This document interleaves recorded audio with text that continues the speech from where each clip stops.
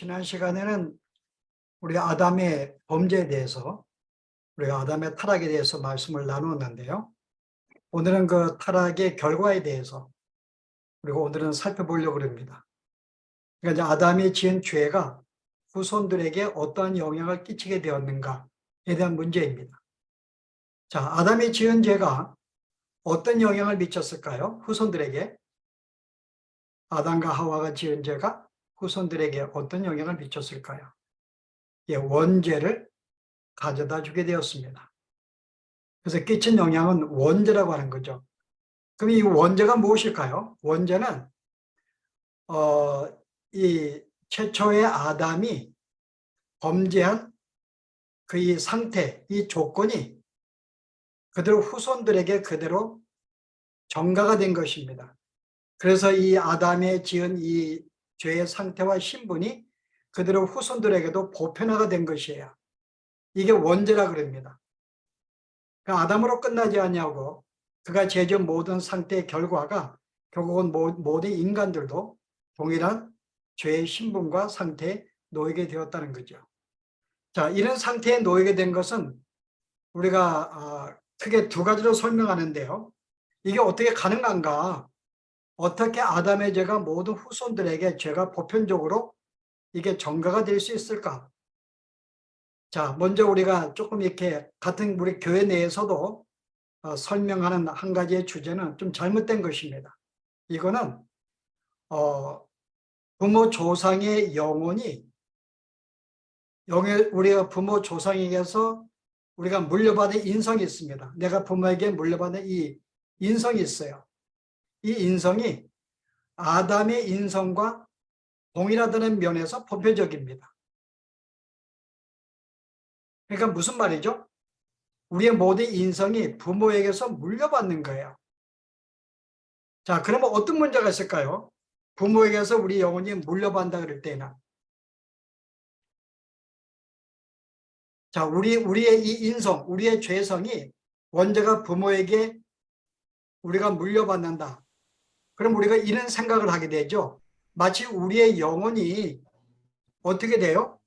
조상에게서 후손에게로 물려받는 일종의 물질적인 것으로 생각하기가 쉽습니다.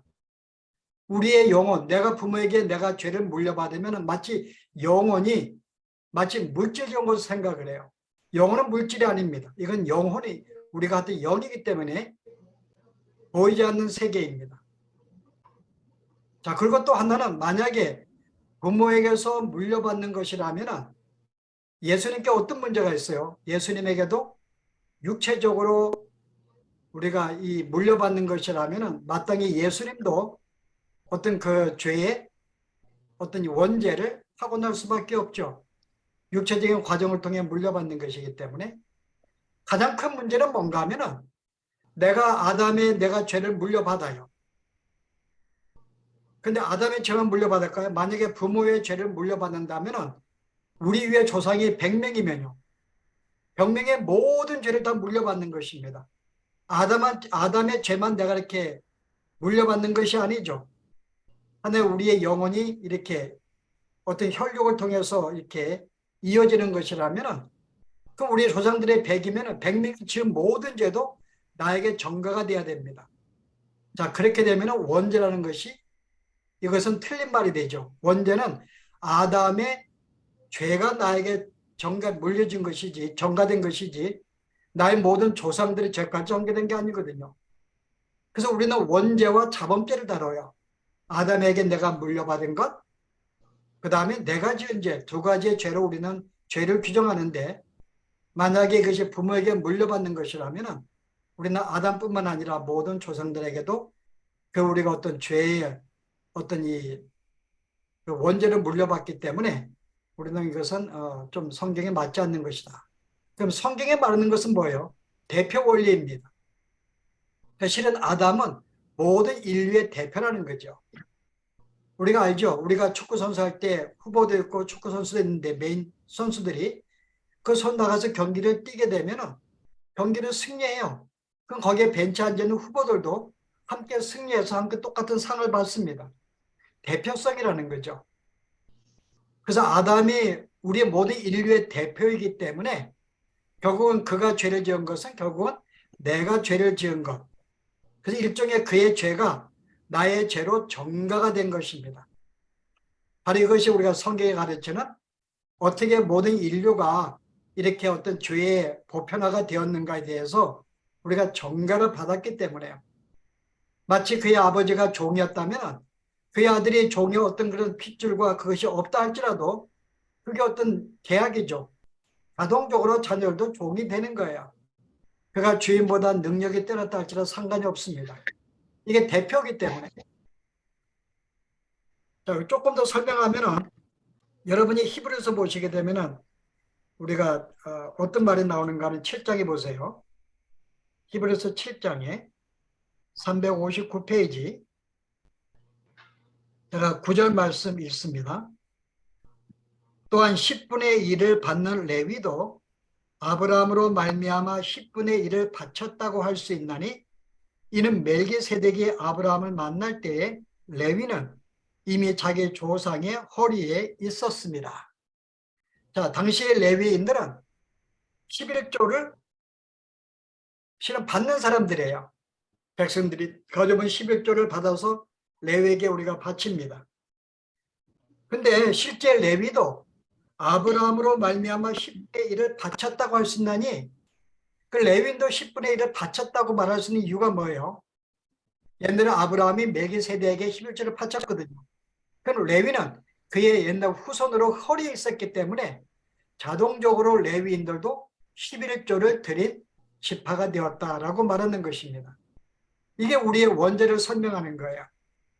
그래서 모든 아담의 후손들은 아담의 허리에 있었기 때문에 그가 죄를 짓는 순간에 그의 모든 죄의 어떤 결과, 어떤 상태, 어떤 조건은 똑같이 그의 허리에 있는 우리들의 후손들에게도 동일하게 그의 죄의 상태에 빠지게 되었다는 것.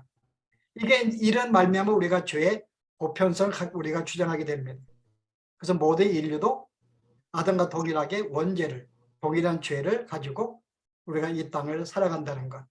이게 바로 이제 제 원죄 문제인데요. 조금 더 이제 자세히 들어가면 원죄에는 두 가지 요소가 있습니다. 우리가 원죄 그러면 두 가지 요소가 있어요. 그게 뭘까요? 하나는 여러분 실레버스 보시면요. 최초의 죄책입니다. 처음으로 갖게 된 죄책. 죄책이라는 것은 죄의 책임을 지는 거죠. 아담과 하와가 범죄한 죄의 책임은 뭘까요? 죄책은 형벌이 뭐죠? 사망입니다. 그래서 이 사망이라는 죄책을 바로 아담을 가질 뿐만 아니라 그의 모든 후손들도 함께 원죄를 갖고 나오기 때문에 함께 이 죄책을 가지게 됩니다. 그러면 이 아담의 후손들의 죄를 범죄하지 않는다 할지라도 여전히 사망하게 돼요. 왜냐하면 바로 이 요소, 죄의 책임을 가지고 나오기 때문에요. 여러분이 한 가지 좋은 말씀이 로마서의 말씀인데요. 로마서 5장 보실래요? 12절에 그러므로 한 사람으로 말미암아 죄가 세상에 들어오고 죄로 말미암아 사망이 들어왔나니 이와 같이 모든 사람이 죄를 지었으므로 사망이 모든 사람에게 이르렀느니라. 자, 한 사람이 죄를 지었는데 모든 사람이 죄를 지었다고 이야기해요. 자, 그러나 아담으로부터 모세까지 아담의 범죄와 같은 죄를 짓지 아니한 자들에게도 사망이 왕노릇하였나니 이게 무슨 말이에요? 13절 보세요. 죄가 율법 있기 전에도 세상에 있었으나 율법이 없을 때에는 죄를 죄로 여기지 아니하였느니라. 그러나 다 죽었어요. 자, 우리가 죄라 그럴 때는 율법이 있을 때 그가 죄라 그러면 죄로 판정이 됩니다. 율법이 없을 때는요. 죄라고 말할 수가 없어요.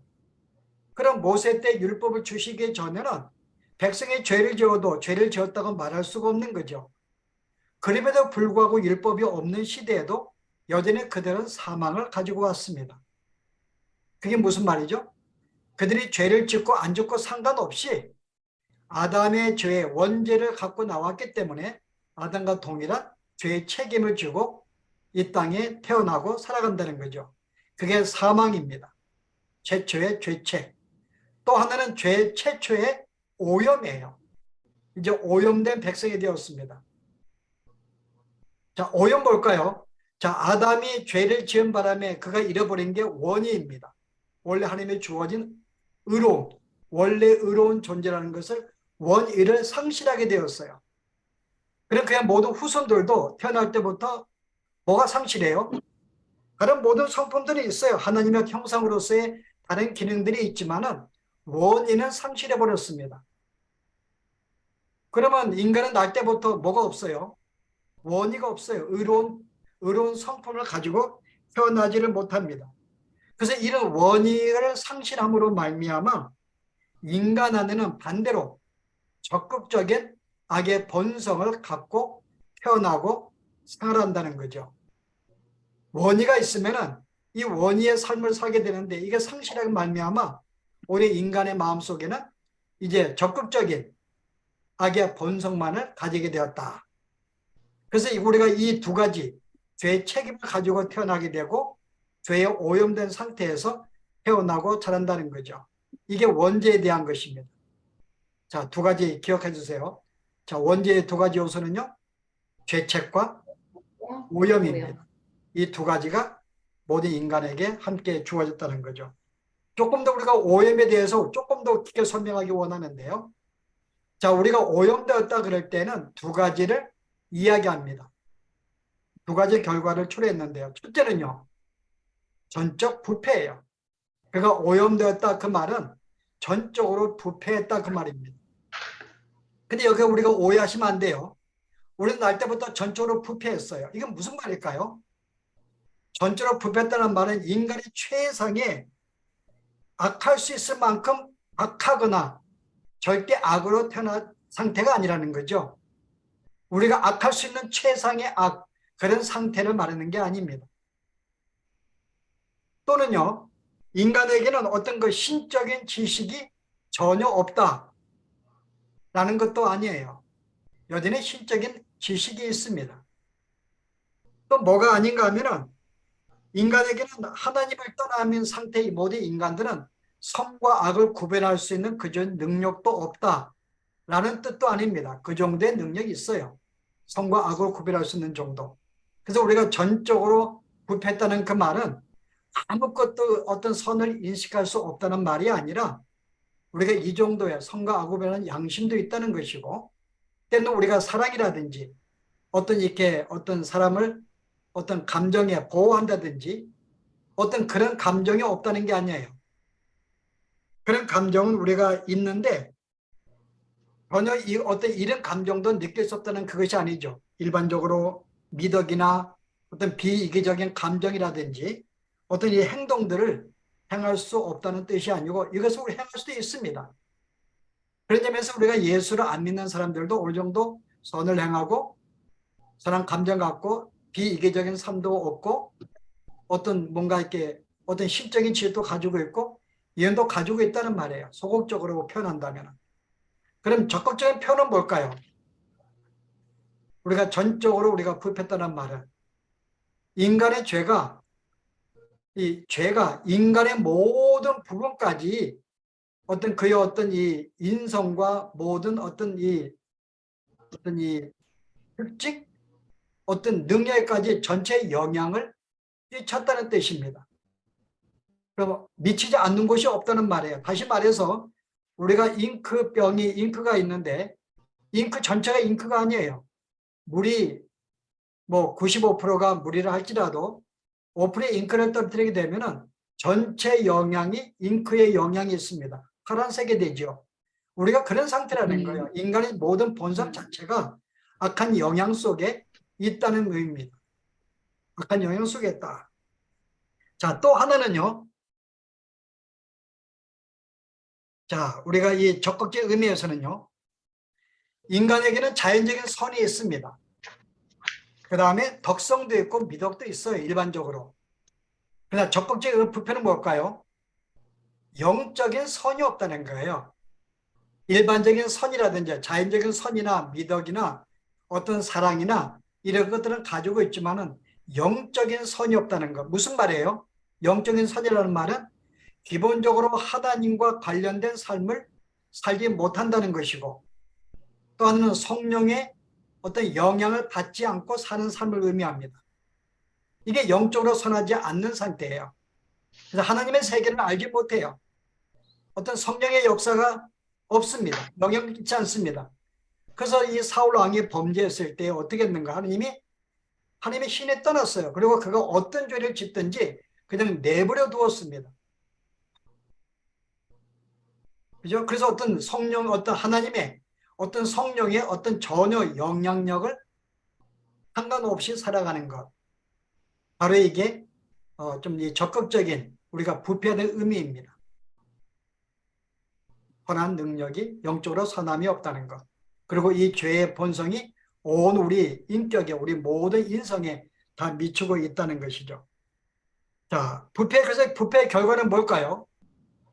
그러면 우리가 모든 결과들은 우리가 영적으로 하나님을 알지 못한 상태가 되었고, 우리가 하나님을 알지 못하고 그의 세계도 알지 못하고 성령의 어떤 우리가 영향도 받지 않고요. 순전히 자기의 생각과 자기의 어떤 철학에 의해서 살아가는 삶입니다.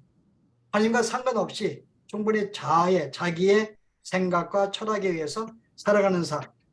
또 하나는요, 하나님의 영광을 위해 사는 것이 아니라 그런 영적인 일에 서지 않기 때문에 전적으로 누구를 위해서요? 자신의 영광만을 위해서 그의 모든 능력을 쏟아붓습니다. 이게 바로 전적으로 부패한 하나의 결과라고 볼 수가 있죠. 자, 또 하나의 뭐죠? 오염이 되는 전적인 부패와 또 하나는 전적인 무능력입니다. 두 가지 요소가 있어요. 전적인 무능력. 이 사람이 전적으로 부패했다는 그 말은 전적으로 무능력하다는 말입니다. 자, 뭐가 무능력해요? 그 사람의 모든 행동에 결함이 있다는 뜻이에요. 결함이 있다. 뭔가 문제가 조금 부족함이 있다는 뜻이 바로 이 뜻입니다. 뭔가 좀 문제가 있다. 전적인 능력이 전적인 무능력이라는 말은 뭔가 우리의 사람의 행동에 뭔가 문제와 결함이 있다는 뜻입니다. 어느 면에서요? 사람은 내가 선을 행할 수가 있어요. 근데 그 선의 동기가 뭐예요? 죄악을 위한 거고 자기를 위한 것입니다. 이게 온전치 못한 거죠. 그 사람이 어떤 뭔가 바른 행동도 하고 바른 말도 하고 바른 생각도 하지만은 그것은 어떤 하나님의 영광이나 어떤 다른 사람의 어떤 이 세워지는 그런 일이 아니라 철저하게 자기를 위해 산다든지 이렇게 어떤 선한 행위를 할지라도 뭔가 부족한 거예요. 뭔가 결함이 되어 있는 것. 이게 바로 그 전적인 무능력의 첫 번째 뜻입니다. 두 번째 뜻은요. 인간은 하나님의 뜻을 온전히 실행할 수 없는 존재가 됐다는 거예요. 우리에게 율법이 우리에게 하나님의 뜻을 요구합니다. 그러나 인간은 율법을 행할 수 있는 아무 힘이 없다는 거죠. 비록 조그마한 율법의 어떤 요소를 할지라도 그것도 행할 수 없다는 것입니다. 설령 행할 수 있는지는 몰라도 그 하느님의 기준에 미치지 못한다는 거죠. 두 번째 바로 의미가 뭔가 하면은 우리는 어떤 율법, 하나님의 뜻을 행할 수 없는 존재라는 거죠. 자, 또 하나의 마지막 의미는요. 우리 인간이 죄성이 가지고 있는데 죄성을 돌이킬 수 없는 내 스스로가 돌이킬 수 없는 거예요. 변화시킬 수가 없습니다. 그런 능력이 없어요. 인간 스스로가. 그래서 어떤 영적인 선을 전혀 행할 수 없는 존재, 자기를 어떻게 바꿀 수 없는 그런 존재, 바로 그 전적인 무능력인데요.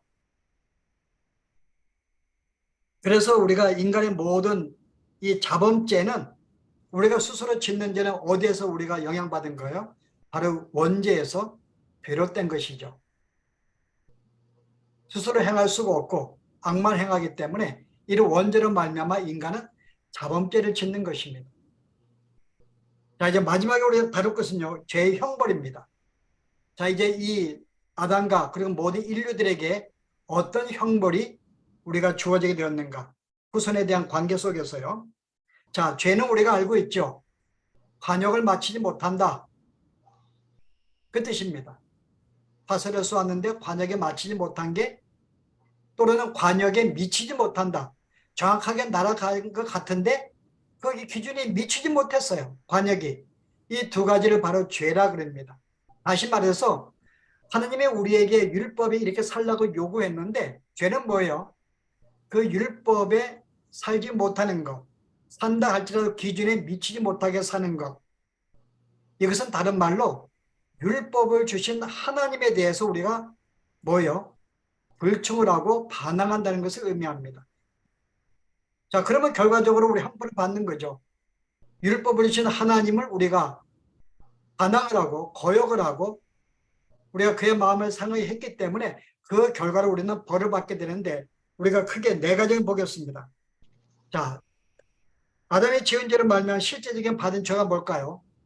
영적인 죽음과 육체적인 죽음을 가져온 것. 실제적으로 육체의 죽음을 가져옵니다. 그래서 모든 인류는 다 죽게 되어 있어요. 영적인 죽음은요, 하나님과의 모든 교제가 단절되어서 말합니다. 영적인 어떤 인식이 없어질 말이에요. 전혀 그 세계를 이해하지 못합니다. 그래서 그것이 영적으로 죽었다 그러고 우리가 어떤 상태에 놓인다 할지라도 하나님이 우리에게 은혜를 내리지 않습니다. 자, 이게 첫 번째 가져온 바로 이 죄의 결과, 이런 형벌이 있고요. 두 번째는요, 여러분이 그 하나님이 최초로 범죄한 하와에게 벌을 주잖아요. 자, 그게 뭘까요? 3장 보실래요? 3장 해산의 고통. 16절인가요?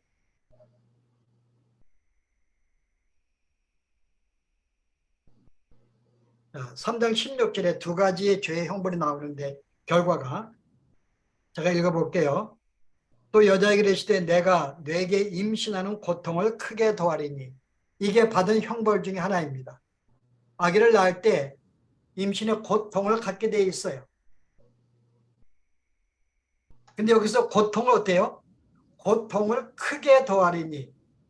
그러니까 실은 아담, 이 하와가 범죄하기 전에도 자녀를 낳을 때는 어느 정도 고통을 수반하게 돼 있었어요. 근데 여기서 크게 더한다 그럽니다. 인간은 참을 수 없을 만큼, 죽고 싶을 만큼의 고통을 더한다는 거죠. 자, 또 하나는요, 인간과의 단절도 가져옵니다. 대체 우리 영적인 죽음으로 하나님과 단절도 가져왔지만은 인간과의 관계도 단절이 되었어요. 바로 그게 16절 하반절입니다. 뭐라 그래요? 너는 남편을 원하고 남편은 너를 다스릴 것이니라. 이게 바로 인간의 단절된 이 상황을 설명하는 구절이에요. 남편을 원하고 남편은 너를 다스린다. 여러분 이게 지금 말이 문맥상 말이 되는가요? 내가 남편을 원해요. 내가 남편을 사모합니다. 이 원한다는 말은 사모할 때 사모. 내가 남편을 사모하는데 왜 남편이 나를 다스려요? 사모하면 사랑을 받게 돼 있지? 그 나를 다스린다 그래요.